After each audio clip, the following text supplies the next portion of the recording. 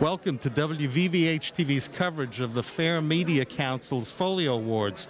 I'm Ernie Shimizi. And I'm Jackie Clement, Executive Director of the Fair Media Council, and I welcome you to our awards program as well. Jackie, every year it gets bigger and bigger. Fair Media Council is an important organization celebrating over 30 years. Yes. For the benefit of our viewers who haven't seen any of our previous broadcasts, Fair Media Council has an important mission, don't they? We do. We actually do two things. We focus heavily on creating an educated news consumer because we feel if you know how to use news, news can use you if you don't know how to use it correctly. So we want people to be engaged in the news process, not only to help move the public conversation along, which ultimately drives public policy, but we also want people to be able to use news so that they can form their own opinions and use news to create a better life, as opposed to allowing news to shape their opinions for them.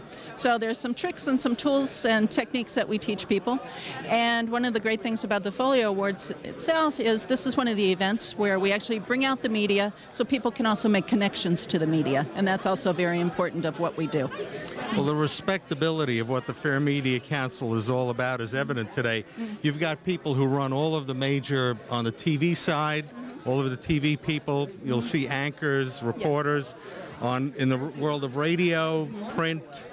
It's amazing what the Fair Media Council means, and there's really no other organization like it that I can think of anywhere in the United States. No, there isn't. And really the hallmark of this event, why it's so important, is because we have panels of community leaders who judge the media entries. So what you'll see here today is really powerful feedback to the media about what the community wants and needs in its local news.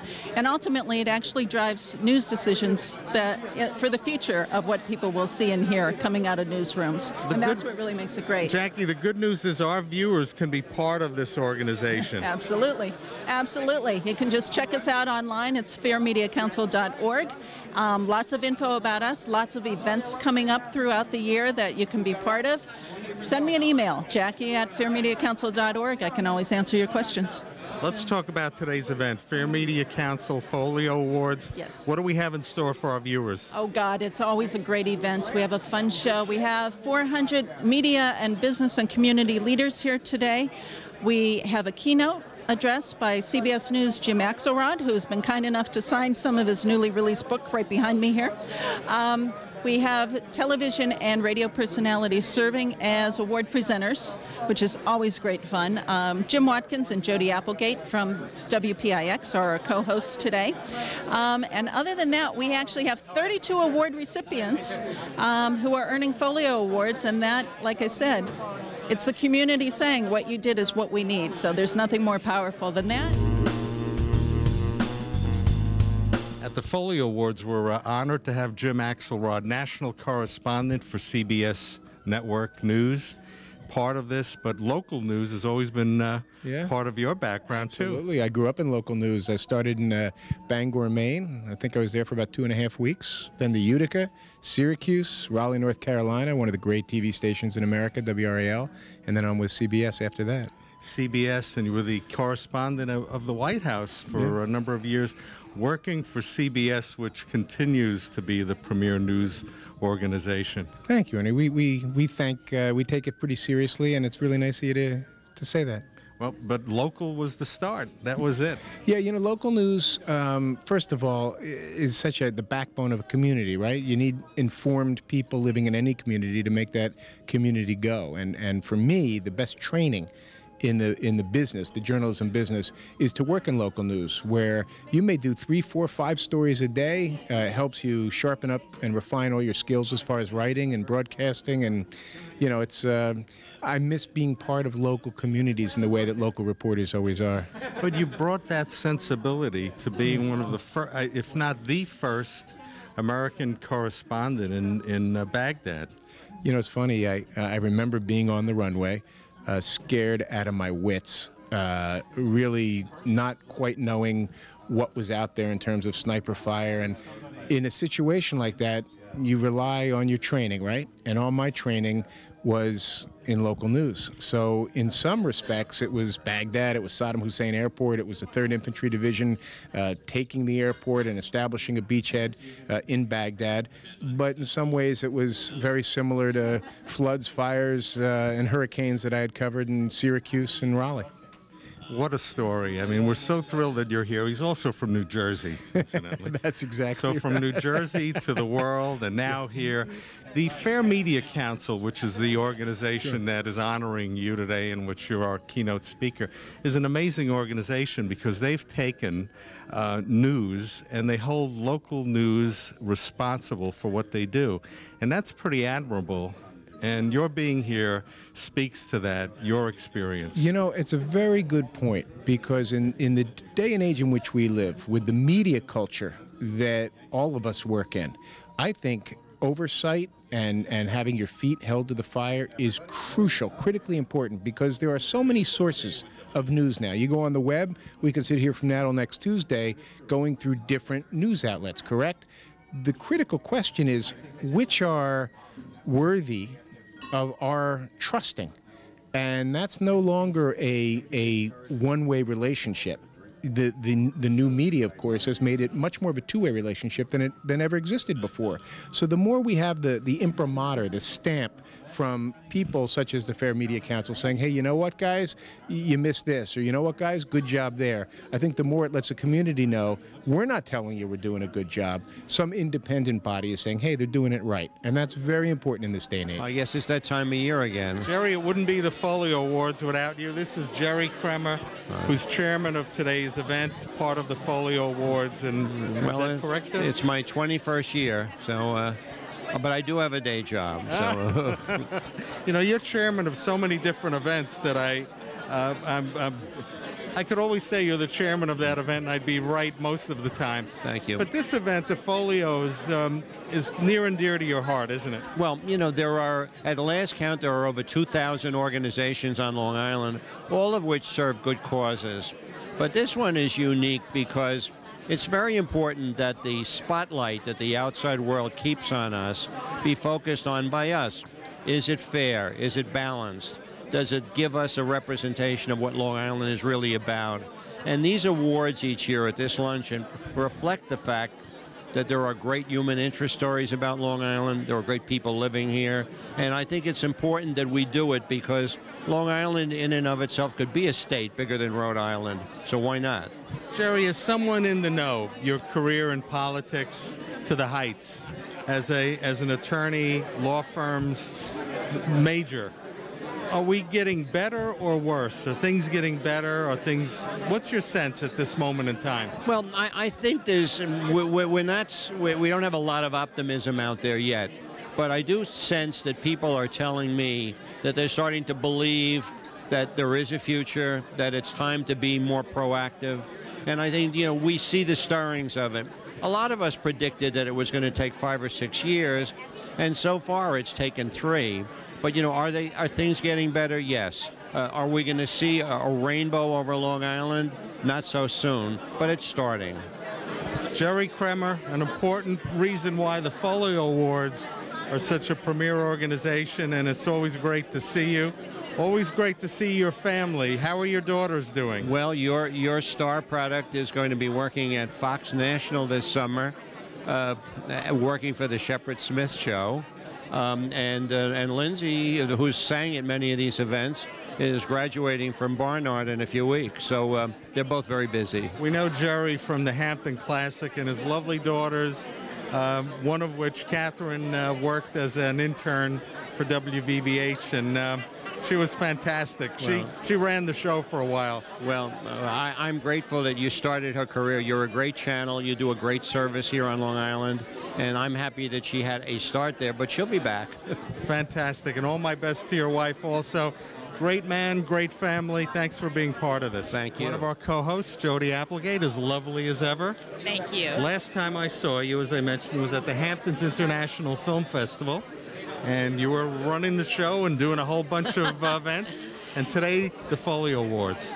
Yes, that was a thrill, actually. Ron Corning, who was my co-anchor at the time, he and I came out there and we emceed an event at the movie theater in East Hampton, and Alec Baldwin was there. And we went to so many of the events and just had the most fabulous time. And every year I try to figure out a way to get back, and it hasn't worked out scheduling-wise, but I'd love to come back to the film festival. And I come to the Hamptons every summer. I got engaged in the Hamptons last summer, so we'll always have a special place in my heart. For the benefit of our viewers, if you don't know already, and if you're not a Yankee fan, If you're not a Yankee fan, then forget it. right. Michael Kay. You know what I thought when we were talking, because we're big Yankee fans, that's the first time a Yankee sportscaster hit a home run. I was going to say Grand Slam, or I thought you were actually, but I'll take home run. I'll go for that also. I was going to say score, but that would be crass. This is the Folio Awards. Fantastic, and he's a great guy, and we think the world of him. And you're a great lady. What a career. Now Channel 11. Let's talk a little bit about the new home. Yes, you know what? It worked out great. I'm in Manhattan, and this new show was launching last fall, and Michael and I got married. And by the way, I'm the big winner in this. He's a wonderful guy. And they were launching the new show, and I was able to work it out. You know, often, and I think women have a particular challenge with this, getting your personal life and your career to sort of complement one another and work at the same time together instead of always being at odds with each other. But it worked out beautifully, and it's been such a privilege to be part of the Pix 11 News at 10. We're trying new things. It's really paying off. We're getting great response from viewers, but tune in. We do it 7 nights a week. I do it Monday through Friday. Jim Watkins on the weekends, and it's a fresh, new, bold, entertaining, interesting, informative, fun approach to news with a little bit of edge and attitude, and I think that, you know, it's an idea whose time has come. For our viewers, if you haven't seen it, you should, because it is different. You've reinvented local news. The whole way you act, the way you engage. We're not talking desks anymore, and it brings out the personality. And you've been walking in front of a camera in a number of different venues, from the Today Show. This is something new and something exciting, and you bring all of that to this scene. And we're so happy you're part of New York TV. Oh, well, thank you. I consider it a real privilege to be a part of it. The only downside is that I literally can't just throw on the same old black pants and flat shoes from the waist down. Like anchor women, here's our dirty little secret. For many years, you just had to have a bright blazer and you could do whatever you wanted from the waist down. Now suddenly it all counts. Panty lines matter. And it goes for Jim also, you know, he can't wear those shorts anymore. I know, he's been very worried about VPL for years. I know many of your fans at home, Robbie, will recognize this handsome gentleman, Robbie Rosen, and you were part of American Idol. Yeah, I made it to the top 16 this year. It was a great run, and I had so much fun with it. It was awesome. What an experience for you, and to make it to the top 16, that's fantastic. Yeah, it was a long journey, definitely. It started back in July. But it was well worth it, every second of it. It was so much fun just working with everyone there and just with the judges and Ryan and everyone, the contestants. It was a great, great experience. Well, we're so happy that you call Long Island home and you're part of today's great event. Let's talk a little bit about yourself and your career and where you are and where you're going. All right, well, right now I'm back in high school playing ball and still writing songs and singing, recording and stuff. But going forward, I just hope to work with someone great, some producer, and just make great music for the rest of my life. To make it through to that final group that's invited to Hollywood and to last in the group of 16, that must be some heady experience. Yeah, I mean, I'll never forget everything I went through. It's just such great memories, and just the people you meet and the things you do, you just never forget it. It was unbelievable. Any advice for someone else who's like wanting, you know, over 100,000 people went out for American Idol, and to be part of that group is mind-boggling. For someone who's interested in doing that, any advice for them? Yeah, no, definitely. You know, at first it might seem intimidating with so many people, but at that same time, you have to really believe in your own self and your own ability and not think about what this person does or what this person does. You really just got to trust yourself and do what you do, and that's what I did, and it got me that far. So for our viewers who are interested in tying in with your career, finding out, how would they do that? Well, I have a YouTube channel and Twitter. Twitter is Robbie Rosen Live. And YouTube is youtube.com/Robbie Rosen Sings. and I just post videos there, and you can keep up with my everyday life on Twitter. So just a great way to keep in touch and just follow my career, like you said. Well, for those of us here on Long Island and in New York television, you're our American Idol winner, and we appreciate all that you do. That's a great story, and thanks for being part of today's event. You're so welcome. I'm so honored to be here. I'm with Reverend Calvin Butts, who's part of the Folio organization. You're on the board of directors. You're also the president of SUNY Westbury, and of course you're pastor of Abyssinian Baptist Church. And you'll be providing our invocation today for this event. And it's a pleasure to make your acquaintance. Thank you. It's very good to be here. And I'm just tickled about being amidst so many of the personalities that I see every day, telling me what the news is. And today we'll pray, and a lot has happened in the past week. And it sure has. And sir, you mentioned something that came to mind, and you came to mind, because during 9/11, a number of the wonderful, inspirational invocations that were made, you were the man who made them. And I remember your words of wisdom during that particular time. What does this week mean to you, given the president was recently here in New York yesterday? And tell me what it means to you. Well, I think America is the greatest nation in the world. And I think that given our challenges, we still provide liberties and freedoms and opportunities that you can find nowhere else. Therefore, we have a just cause when we stand to protect our nation. And so therefore, I was outraged by 9/11. And so when I learned that the leader of Al-Qaeda had been killed, I don't rejoice over anyone's death.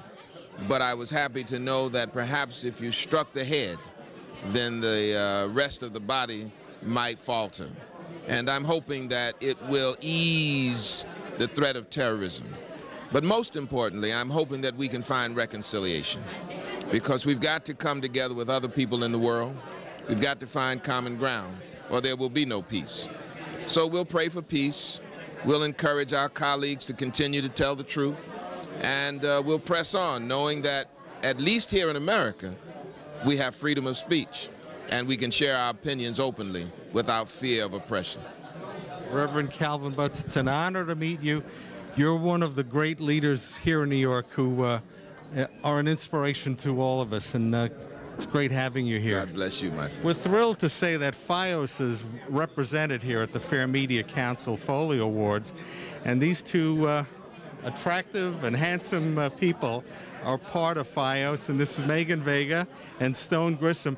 And Megan, you're a reporter and an anchor with FiOS. Could we talk a little bit, for the benefit of our viewers who are not part of FiOS, what FiOS 1 is all about? Sure. FiOS 1 is based on Long Island and in New Jersey, and we're really a very local station. If you have an issue that's going on in your town, in your village, we are there. We have mobile journalists, so we don't have to depend on that huge truck. We can go live, just like you're lifting up your cell phone and talking on the phone. That's as quickly as we can get a live shot out. We're really there as a voice for the community all across Long Island. We're on almost 24 hours. And so you can turn on Channel 1, or if it's 14 on your network, whatever channel it might be, and you're always going to find Stone, myself, or our other main anchor, who is Mike, bringing you your local news. Well said. Yeah, it is well said. I don't know what I can add to that, other than speaking of the mobile journalist idea. An example of that is during the storm surge. One of the things that we were able to do is actually take you inside of a car live with a reporter, as the reporter drives around the community and showing you firsthand what's going on. No other station can do that. I mean, that's part of the unique aspect that we bring. And as Megan said, we focus and we emphasize, I mean, one of our slogans is bringing you the world right outside your door. And that's not just a punchline. I mean, that is what our philosophy is. We're in the community. We live in the community. We work in the community. All of our reporters are out there every day. You see the FiOS. Hopefully, you see the FiOS symbols out there all around with our journalists. So I mean, it's a alternative to your regular news and more focused on the local side aspect. FiOS is taking the market by storm. We're a TV station out on the eastern end of Long Island. We're on Cablevision. We're also on FiOS. We're Channel 14 on FiOS, and we're seen in the whole New York demographic. But what's happened is that FiOS now has reinvented what news is all about. And in credit to the great broadcasters that have come before, in New York, New York 1, News 12, which has been amazing in what they've done. But you guys have taken it a different way, and it's in credit to the people who were part of FiOS 1. Oh, absolutely. And I think that there has been this path laid. As you said, you know, you do have choices in your local news coverage. You do have the New York 1s, you do have the News 12. But we try to just take it one step further in our coverage. As local can get, we're going to do it. There is no story that is too small for us. I also wanted to just mention one other thing, is we're not only doing news coverage, we're also doing a lot of community packages, which is a little bit different and a little bit more than maybe some of your other local stations will give you. We do a great show called Heroes on Our Island, which is really the positive stories of all the people that are on Long Island, and Mike Stevens is the anchor and host of that. And we also do something called Restaurant Hunter. There's some great restaurants on Long Island. Long Island is really a destination point for so many people, and especially nowadays gas prices are so high. Everyone's talking about these staycations. Long Island has so much to offer. Well, we as a news organization realize this, and we are highlighting what the island has to offer in a lot of different ways and a lot of different venues and genres of just not your hard news. We do a show called Money in Main Street that actually talks about that. It's focused on Long Island. It's about businesses that are local to Long Island. We do a business headline news for the viewer, so it really is, it gives that real local feel that I think complements what Fair Media Council does. I mean, this is an organization that for decades has really focused on local news and getting that really good quality news product out there in the community, and being an advocate to educate the consumer on what good local news is. Bringing new life and beauty and intelligence to the New York TV market is Sheba Russell. Did I embarrass you by saying you have I'm an old embarrassed dude? me? We just met, so very nice compliment, Ernie. It's so true. You've come on the scene here in New York. Yeah. WNBC, Correct. News 4 New York. Yeah. And now have brought, and we're so happy we stole you away from Boston, didn't we? Yes, you did steal me away. It took a lot of prodding, but New York, New Jersey has been my home for a long time, so this has always been a homecoming.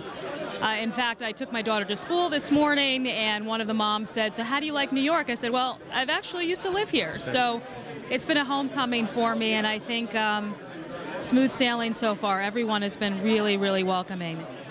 And now, as an anchor here in New York, in one of the premier TV stations in the country. NBC's flagship station. Tell us a little bit about like your history that brought you to being an anchor here in New York. Hard work. Yeah, hard work. If teenagers at home, college kids are watching, hard work. College, graduate school, and the willingness to move around. So while my broadcast career professionally started here in New York, I had to move to Pittsburgh, Boston, and now back here 10 years later. So someone has to be flexible in what they're doing, but maintaining that standard when you're in those other markets, working your way, the work has always been the same, hasn't it? Well, each market is different. The reason why I got into this business is because it is never the same.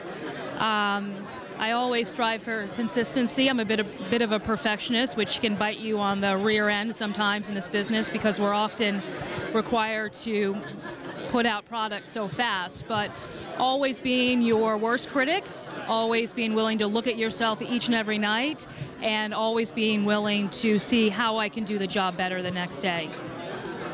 Well, we're so thrilled, first of all, to meet you here at our Folio Awards. Thank you. This is your opening year here in the New York market. Yeah, and it's been a whirlwind so far. It's only been nearly 3 months, and when Osama bin Laden was killed, when the president announced to the world that he had ordered the killing of Osama bin Laden, I was on the anchor desk by myself. And the last time I was in New York, I covered 9/11. And to be back here 10 years later, almost 10 years later, and to cover the killing of Osama bin Laden, it has just been amazing. And that anchor desk has never been in more able hands. You know your stuff. And you bring a sensibility to what you're doing that those of us who've been doing this for a while can appreciate. Thank you. And I will hire you as my publicist, okay? If I only could write well, but I don't know. But we're so thrilled that you're part of this, because the vitality of any news organization is the people who they attract. Yes. And hats off to NBC and what they're doing, because bringing you here to New York is something that was a very good decision. Thank you, Arnie. And we look forward to seeing you at these events for many, many years to come. Thank you. I appreciate that, Thank really. you. Thank Here you. at the Folio Awards, and I'm joined by two gentlemen who were part of WNBC's team, and it's Andrew Siff and Michael Del Giudice. And you guys are, award ceremonies like this is not something new. You guys have won numerous awards in all that you've done, but welcome to the Folio Awards, and thanks for being part of what you bring to Long Island. Thank you. I have to mention, Michael Del Giudice probably has won more Emmy Awards than anybody else I've ever met in history, and it's in credit to the work you do, and to be paired with a great reporter. Oh my God. Andrew has been godsend. Yeah. I don't know, maybe an overnight mail send or something like that, but I appreciate it. He gets plenty of credit. He has a whole wing of his house dedicated to, he has more Emmys than the Emmy organization. Andrew, what you do, you're being honored today here at the Folio Awards for the work that you've done. And could we talk about reporting and the special challenge of reporting local news these days? Sure.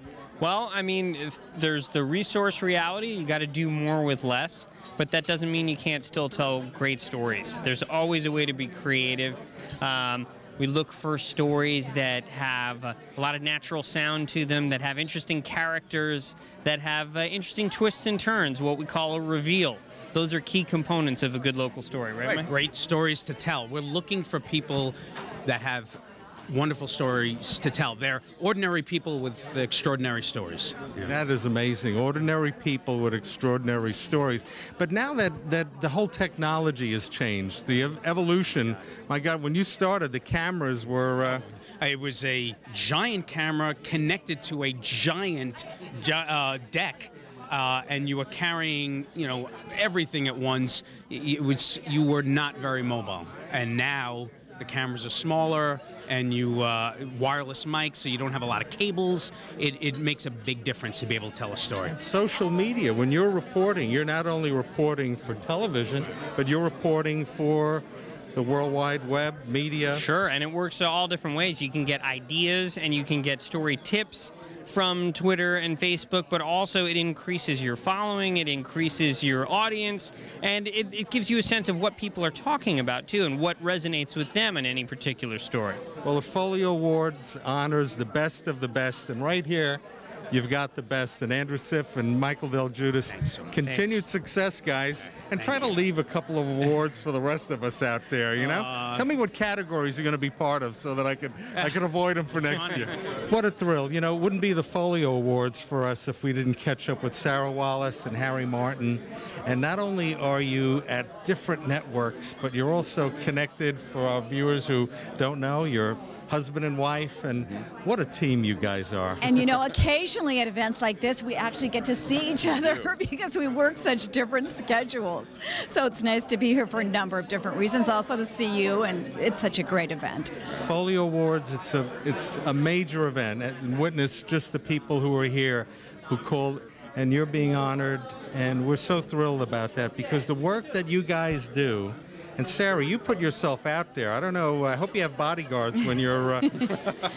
I'm just tough. I'll tell you what she has. She has a great cameraman that we're two great cameramen that we are very close to. And you can't do better than these guys. I mean, they always have her back, and they're really terrific. And as Sarah will tell you, they also share in putting all the pieces that she does on the air. I mean, they're terrific people, and they're behind the scenes. You don't often see them. But taking nothing away from Sarah, these guys do a great job. And I just have to add one thing here. I'm going to present her the award today, which, I mean, I said to her, this is like the highlight of my career. I actually get to present an award to her because she's, I always say she's my hero. And I kind of hold her up as the gold standard of anything that I do reporting-wise. And now I get to kind of complete that. You both are the gold standard. For those of us who are part of the media, that study the media, the work that you both do consistently. Do you still run back to New Jersey? I do. I'm a bi-stater, you bet. Through the tunnel every night. What you both do is fantastic, and all I could say is that we're so happy to be here today and to bring your honor to, you're being honored here to our viewers. Well, it's our honor. It's really our honor to be here. Continued success to both of you. And if ever I see you in the parking lot doing a report on us, I'm going to be running. I'll be running in a different direction. There's a great voice that's part of the Folio Awards, and it's not mine, but it's this gentleman's, Patrick Shane. It's so great to see you, and you're with Walk Radio. WALK-FM, yeah. It's really great to be here, part of this event. What Jackie and the Fair Media Council are doing are really a great thing, and it's great to be part of it as a Long Island radio station. And you've been the voice of Folio for a few years, right? This is my second year, so it's excited that I did it the first year, and I guess I did well enough to invite me back. So hopefully it's ongoing. Let's talk about Walk Radio. You guys are, that's a station that's been around a lot of years and has a great following. About 57 years now. FM about 40 years. And a great following. Yeah, we're #1 on Long Island. Have a huge audience, 2554, about 700,000 listeners a week. So it's great to, be able to provide them with information and then be recognized for it from an organization like Fair Media Council. Fair Media Council honors radio, television, print, all of the above. Walk has been the recipient of a number of Folio Awards. A number of Folio Awards. We're actually the only radio station on the island with a full-time news staff of our own. We have a website, linews.walkradio.com, dedicated to nothing but news. So we have reporters on the streets and a news director, and we provide news all day. So. And we're happy to be able to provide that service as an information provider on Long Island. Well, you'll be hearing the voice of the Folio Awards in a bit. This is the man behind that great voice, Patrick. And now, ladies and gentlemen, someone you know quite well. Yes, it's Jerry Kramer to the stage right now. Jerry. Thank you so much for allowing me to again be a part of this Folio Fair Media Council luncheon. This is my 21st year working with this great organization, and it's a tough act to follow, Robbie, but you blessed us with a very beautiful performance. We know that there are big things ahead for you, and we wish you only the best, not only in singing, but in baseball, SATs, and all those things that come with it. The Fair Media Council, there are about 2,313 organizations here on Long Island, all of whom serve a great purpose. But the Fair Media Council stands alone because we bring together the best of the best, not only annually, but we also have Connection Day, which gives thousands of people here on Long Island an opportunity to learn how they too can be in the news, how they too should approach the media. And we perform throughout the year many, many great services to this community. It's a unique organization. It deserves your support. And I hope that after today, those of you who don't know the Fair Media Council will not only enjoy this event, but also understand that without a Fair Media Council, Long Island will not have its place in the sun that it so much deserves in the greater media community surrounding us. I'm pleased at this time to introduce a man who is a leader not here just on Long Island as president of SUNY-Old Westbury, but a man who indeed is recognized by all the leaders in this country as a great and important figure in creating policy and in helping people who need that extra voice. The invocation today will be delivered by Reverend Calvin Butts III, who's the leader of the Abyssinian Baptist Church and has done a tremendous job here on Long Island with SUNY-Old Westbury. Reverend Butts.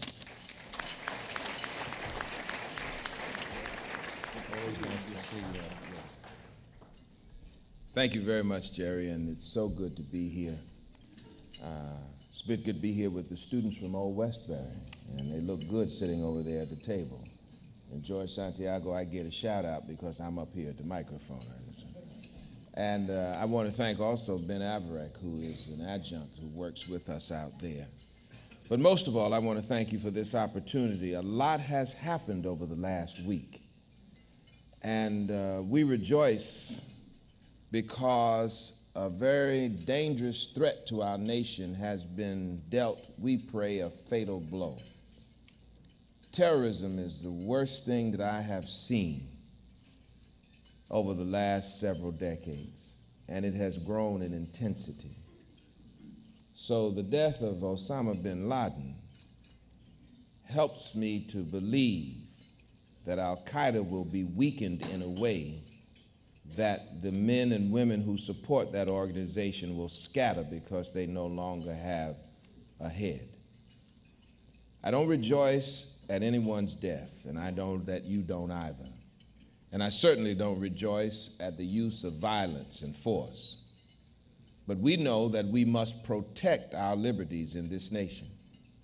Every one of us who is successful, whether in the media, in education, whatever field of endeavor we're in, we all know that the only reason we are successful is because we are protected by the guarantees of our liberties under our Constitution. And nobody will defend our nation but us.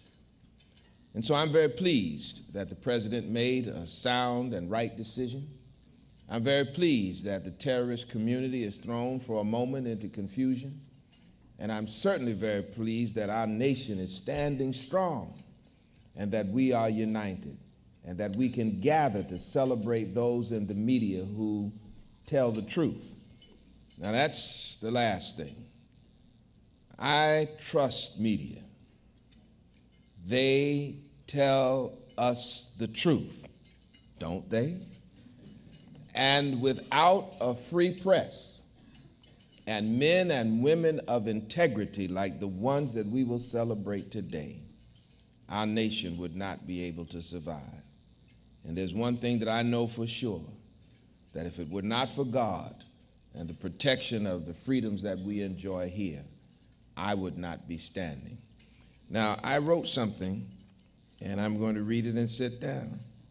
And it won't be as powerful as what Robbie Rosen just did, but it is the Star-Spangled Banner. Listen. Oh, thus be it ever, when forever free men shall stand between their loved home and war's desolation, blessed with victory and peace, may the heaven-rescued land praise the power that hath made and preserved our nation.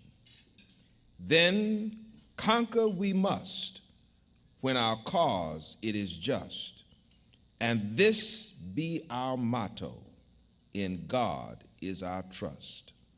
And the star-spangled banner in triumph shall wave o'er the land of the free and the home of the brave.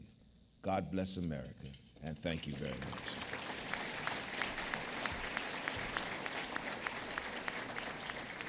Thank you, Reverend Butts. You can't have an organization like this exist and go on without the spark plug and the person who provides the drive, the initiative, the new ideas, and the things that best represent what we stand for here on Long Island. And I'm pleased to introduce the Executive Director of the Fair Media Council, Jackie Clement. You know, I realized last night, this is actually my 10th Folio Awards program. And one of the things that I always hear about this program from people is that it's better than the New York Emmy Awards program. And whenever someone tells me that, there's only one thing I can really say to that, which is, yes, you are in fact right. This is a much better program, and you're about to find out after I'm done speaking, and after you hear from Jim Axelrod, our keynoter today, and we turn this program over into the capable hands of Jim Watkins and Jodi Applegate, and you can see what these people can do for you. It's just amazing every year. So we do thank all of you for participating today. But first, I want to talk a little bit about what it is about this event that makes it so special and so important to the community. And to do that, we really need to kind of start from the beginning. You see, this organization began because Long Island is, in fact, an underserved media market. And anytime you have a major city, the area surrounding that major city, or what we'll call the Tier 2 area, if you will, is an underserved media market. And that's simply because that area competes with the city for news coverage.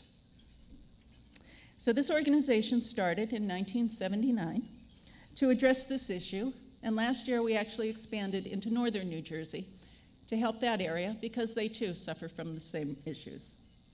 Now sometimes people misconstrue what it means to be living in an underserved media market. Some go so far as to say Long Island is unworthy or not deserving of the media's attention. And that's simply not true. Much of the news process is in fact predicated on the amount of people affected by the news itself. So if an area of 3 million people is competing against an area of 8 million people, statistically speaking, the odds are against us. So to balance this out, people on this island simply have to be better at getting the attention of the media. So that's the reason this organization exists. But you might ask, why does that matter? It matters because it's the public conversation that drives public policy. The conversation is responsible for community progress. And you may have noticed, we're sort of at a crossroads in Nassau and Suffolk counties, two of the most affluent, best educated counties in the country. And we've got major problems, diminishing services, and flourishing taxes. So everyone here has a part to play in the recovery process. It's a symbiotic relationship between the media and the public. We need each other to move things forward, to make our lives better, and to make our communities stronger. But that won't happen unless the people play an active role in the news ecology. And that's what the Fair Media Council is here to help you with. We give you the tools and the techniques to have your voices heard, but that's not all. We also give you the connections you need, so the right people listen to your story and they can tell it to others. We want you to be actively engaged in the public conversation, because guess what happens?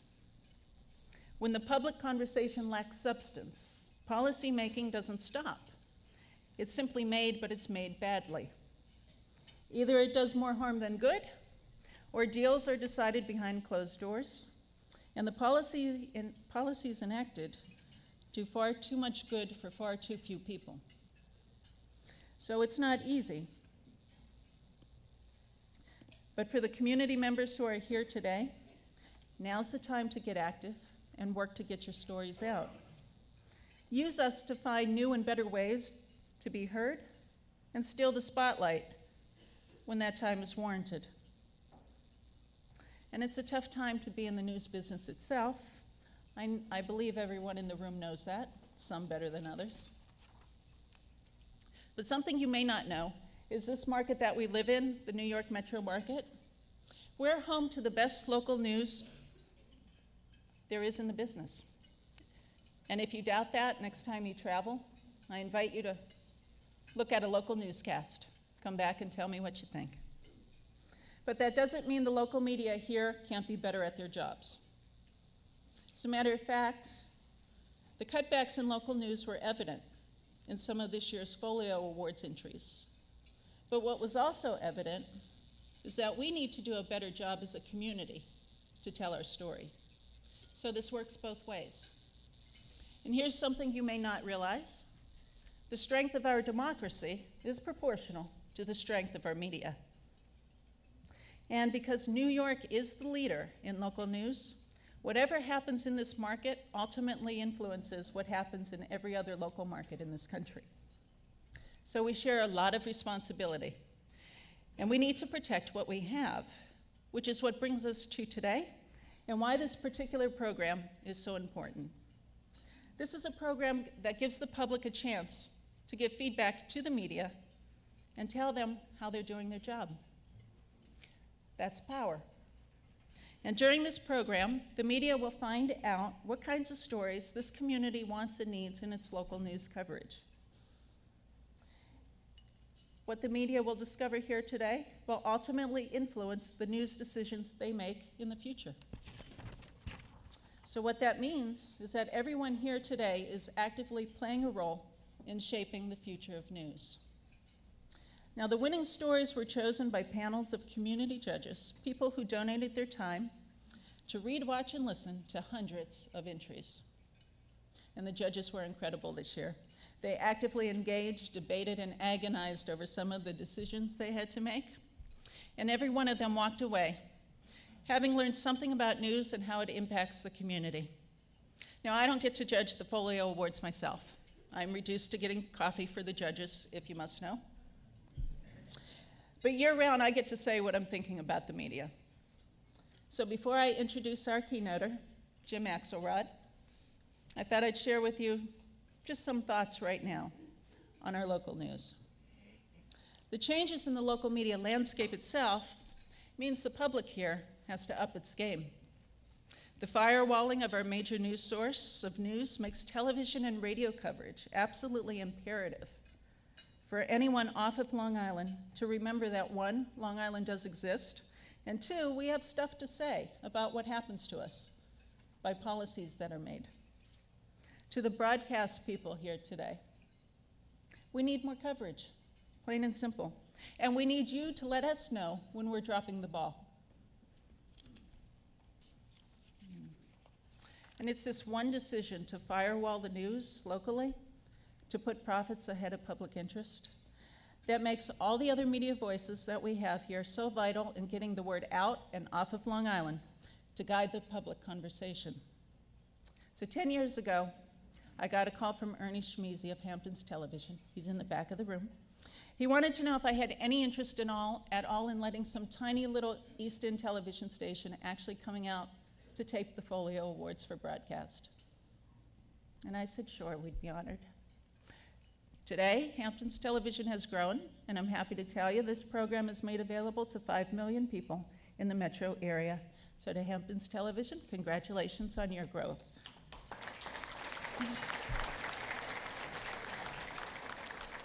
And to the people in the audience, please feel free to pitch them stories before they leave here today. Put them to work for you. Despite the state of the news industry itself, newsrooms can put out good products. Week after week, we see Long Island business news proving talent matters more than size. And the Long Island Press has found both its voice and its purpose, covering stories no one else in this community is paying attention to. AOL's Patch.com. Where's my patch, folks? Hello. Welcome to Long Island. You have so much work to do here. I don't know if you're familiar with Patch, but here's the story. They've walked into an island that is completely wired, and they're offering you online news that focuses on the schools. And do you realize this is an island where the bulk of your taxes go into paying for the schools? It's brilliant. We expect great things from you. So we hope you will actively engage, train your people well, and do great things. So good luck, and thank you for being here today.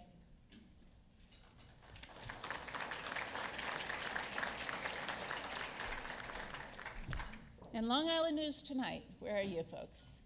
You're over here. You may not know Long Island News Tonight, but they are nothing less than a Long Island institution, and they will soon be signing off the air.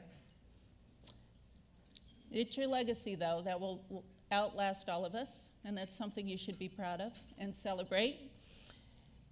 And for being such a vital part of the fabric of Long Island for so long, we thank you. And I think that's worthy of a round of applause, don't you?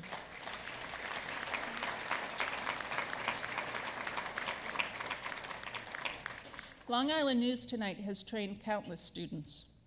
But when it comes to media, everyone is in fact a student.